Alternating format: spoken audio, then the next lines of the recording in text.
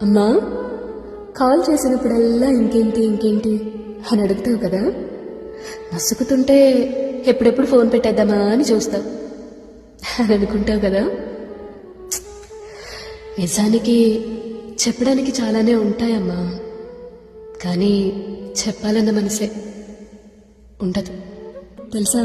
నీ phone ring వినగానే అమ్మా అమ్మా తెలుసా ఈరోజు ఏమైందో అని అన్నీ చెప్పేయాలనిపిస్తుంది.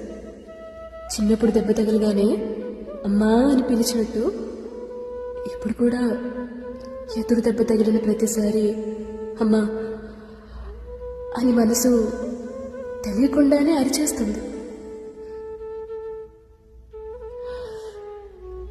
స్కూల్ బ్యాగ్ బరువయ్యి గాయమైన భుజాన్ని చూపించినంత చనువుగా బాధ్యతల బరువై గాయపడుతున్న మనసుని చూపించలేకపోతున్నా.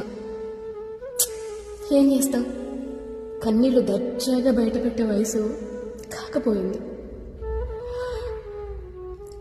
కష్టాన్ని మౌనం బద్దలుగొట్టి చెప్పే మనసు లేకపోయింది. ఎప్పుడైనా చెప్పుకోవాలి అనిపించినా అప్పుడప్పుడు చూసే నవ్వు కూడా మాయమైపోతుందేమో అని భయం. అబద్ధం కాదమ్మా, కావాలంటే అమ్మ మీద ఒట్టు, నిజంగానే చాలా చెప్పాలనిపిస్తుంది.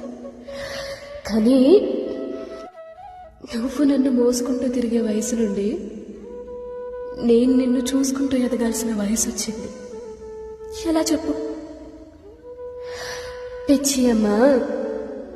చెప్పే మనసుకు నోరొస్తే వినే నోరు మూగబోతుందమ్మా. అందుకే